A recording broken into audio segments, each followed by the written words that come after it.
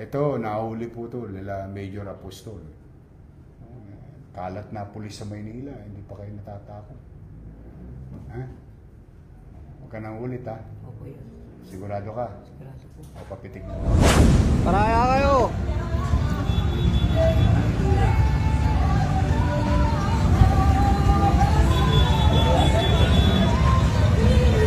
Ano nangyari? Hindi na kailan yan, no? Nangyari? Hindi pa pa. Bakit?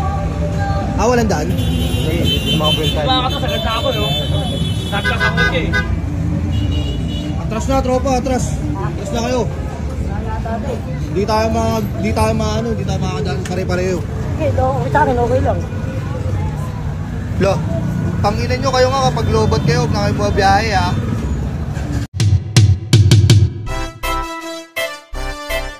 Nag-talk to the people ngayon dahil nais ko lamang magpasalamat muna, no, sa isang netizen natin, no, na si Victor Acero. Ito yung post ni Victor Acero. Yan. Tinag ako ng mga commentaries. Dahil ito may insidente kaninang umaga? Kahapon ng umaga. Sikat na sikat ka na. May isang pong tulongges na tricycle driver o sidecar boy. Ewan ko kung ano tinira nito. Baygon ng tinira nito eh. Ito po yung video. Baka lang napanood nyo na. Tingnan nyo po yung kalsada. Imbis na una, counterflow na. Two-way po yan eh.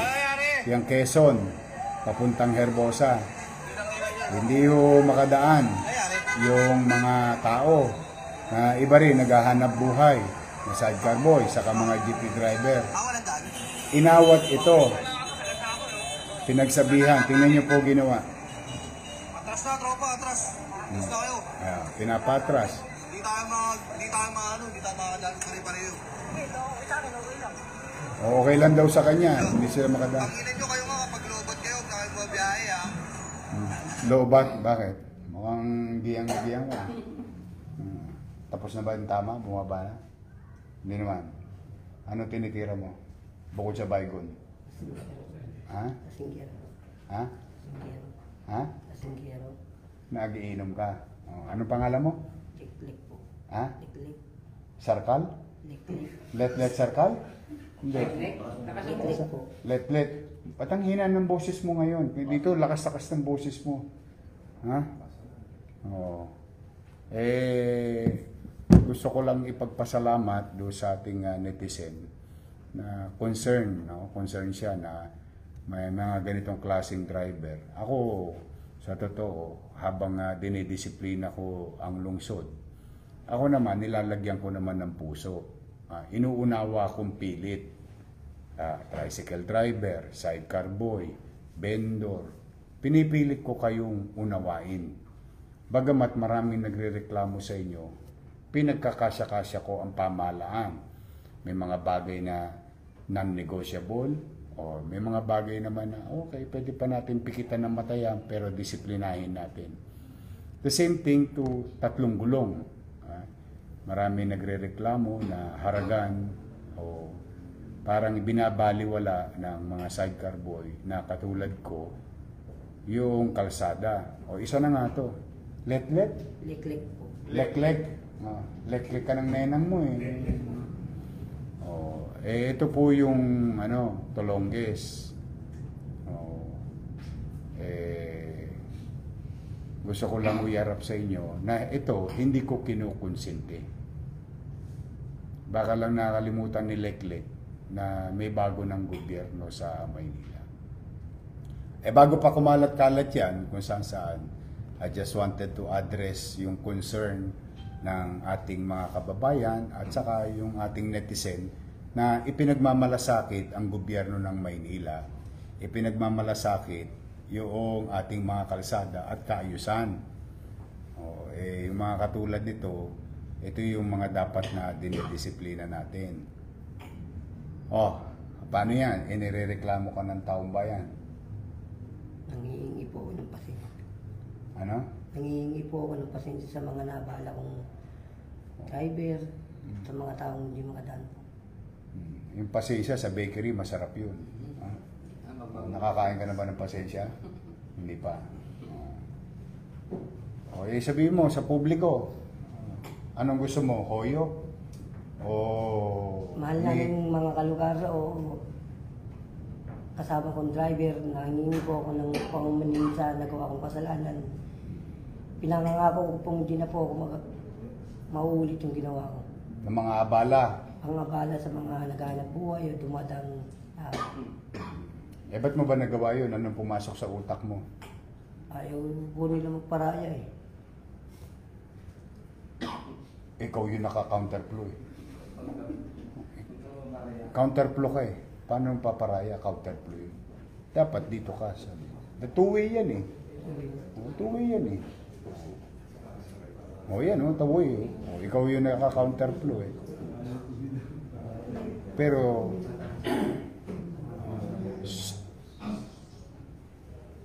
si Romy bagay ba yun? Oo. Eh, nakita ko kasi pipilay-pilay eh. Ito, tanda mo to ah. Like, ako, sa totoo lang, pwede ko naman linisin lahat yan, hulihin lahat yan. Kayo, lahat yan. Bawal yan eh. Kaya lang, iniisip ko rin yung pamilya nyo. Magugutom. Ikaw ba, may pamilya na? Meron po. Oo. Ilan ang anak mo? 3 po. Eh, paano kung nakulong ka?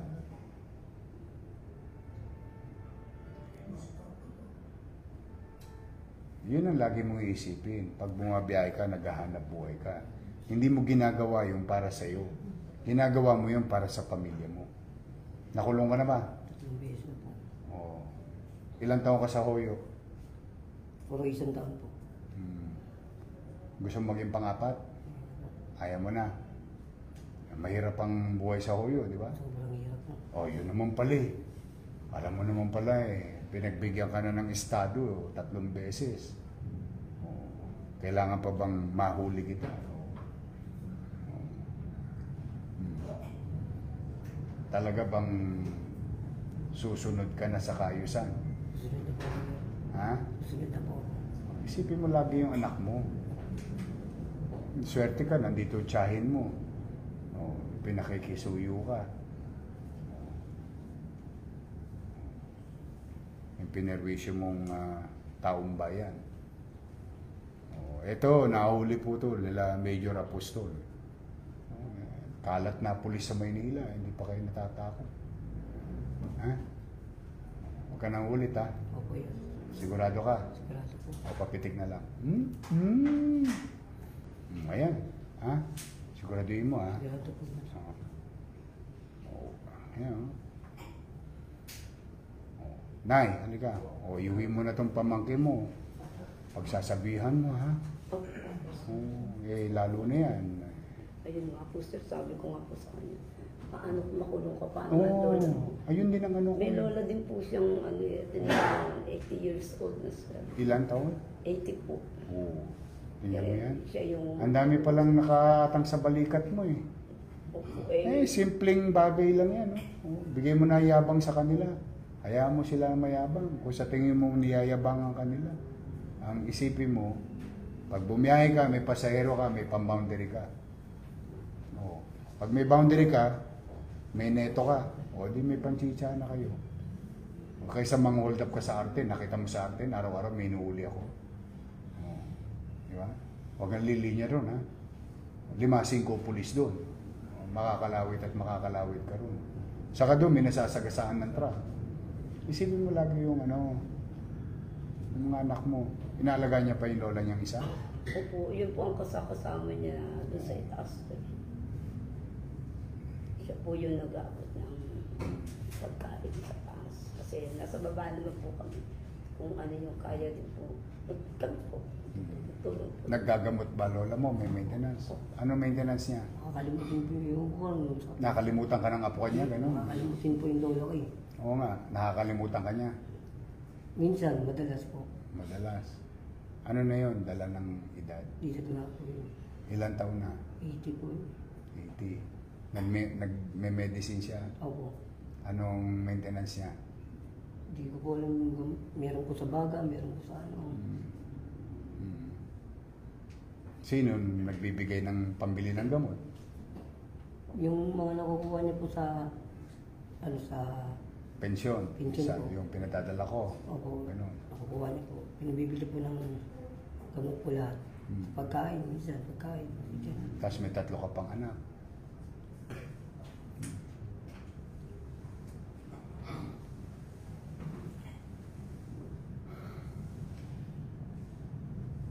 Yung asawa mo na saan? Hiwalay na po kami. Solo parent ka? Nasa iyo yung bata? Napasyal ko sa kanya pag namamasada ako. Pero nasa iyo lagi. Nag-aaral. 3 po. Sa Amado, Sa Quezon po. sa Quezon.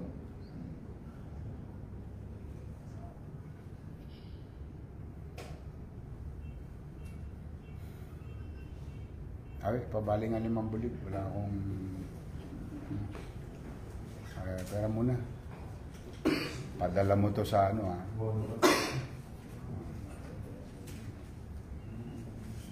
Pengi pang 3. Oh, nangutang pa ako. Nga pala, sweldo ko. 4 na ngayon, ha? Wala pa. Oh. Nay, may maintenance din kayo. Naggagamot ka rin. Wala naman. Ay, salamat sa Diyos. Ilan ang anak mo? 10 na po, sir. Naku, ang sipag ni Mister, ha? Sir, may kambal na. Pero May kambal ano po. ah, Malalaki na. Opo. Ang ano ko po, 25 years old na po. Sir. Ilan ang apo mo? Ayun po. 18. 18. Yes, sir. Oh. Oh, bukas, dali mo lahat sa Jollibee, ha? O, ipasyal mo. Ha? Tabi mo yan. Ha? O, ikaw, ha? Hindi mo ko kailangan makita para magka5 bulig, ha? O, huwag ka nang uulit. Kasi sa susunod, Tumatutuloy na po. o, ihimas ka na. Ano ka na? Mas malamig yun. O, ito, tabi mo ito 5 bulig. Ipasyal mo yung anak mo. Bili mo ng damit. Mariregalo. Magsubi ka. Tapos ibili mo ako ng maintenance ng lola mo. Yung mga binibili niyang gamot. Ganun po. Ha? Huwag mong totodasin, ha? Baka mamaya kalawitin mo yung tsapi, ha? Ha? Promise. Promise po yun. Para sa mga anak mo. Sa lola mo. Pag-uwi, ha? Umili ka ng sa, ano? Sa Max. Mga saburi. Manok. Promise mo, ha? Ha? Magtino ka na, ha? May gobyerno sa Maynila. Wala na yung panahon na kahit sino pwedeng pawarde-warde sa Maynila. Ha?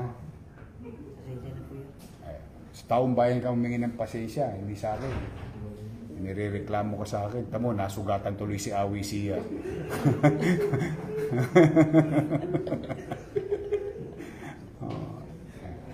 Mag-iingat ka. Mahal ko kayo. Sa totoo lang. Ayaw ko pakulong ng pakulong. Kaya lang anong gusto yung gawin ko. Ayaw niyo magtino. May pananagutan ako sa taong bayan. Kailangan ko tutup din yun. Ang taong bayan naghahangad ng kaayusan. Ay tayo, sumunod na rin tayo. Ha? Salamat yun. Ha? Isipin mo na lang, Pasko ngayon. Pero hindi araw-araw Pasko, ha? O, kaya magtino kayo. Ha? Sige na, Nay, iuwi mo na to. Salamat po. O, salamat sa pakikiisa ninyo. O, nadamay pa yung operator mo. O nga pala, naka-impound yung ano nito, di ba? O, soli nyo na, kawawa naman yung operator. Binabang ko pa rin ulo eh. Soli nyo na sa operator, nadamay lang yun, kawawa naman. Nagpapaboundary lang yun. Hindi naman niya kasalanan nangyari. Sige, mag-ingat ka. Ha? Sir, maraming salamat. Alagaan mo lola mo, ha? O, kamusta mo ako, ha? Sabi mo sa kanya, I love you. Ha? O, mahal ko yung mga Maraming senior salamat citizen. Ha? Maraming po salamat sa pagbibigay Ay. na paunlak na mag-apologize ang pamangking ko. Sa taong bayan, huwag sa akin. Opo. At Teka lang. asahan po ninyo na hindi na po mauulit yan pagsasabihan ko po. Amoy lupa na yun. Maraming salamat po sa inyo. Yung hari. Mayor, salamat. Mukhang sabi mo ka na hindi naliligo, ha? Ha? Ano magbawasan ang timbang na dito? Hindi, amoy ano eh. Dato puti. Oh. Tama na, ano yun? Oh. Hindi regalo sa akin to eh. O sa nagregalo sa akin ha, pasensya ka na. Para ikaw nasiga sa Quezon. Ayan. Ikaw ang siga ng disiplina. Ayan. Ayos ba? O, bago ka na. O, ito pa isa. O, thank you doon sa nagbigay ha. O, ayan. O, ayan. Uwi mo na yan. Maganda yan. Nakita mo sa tindahan binili yan.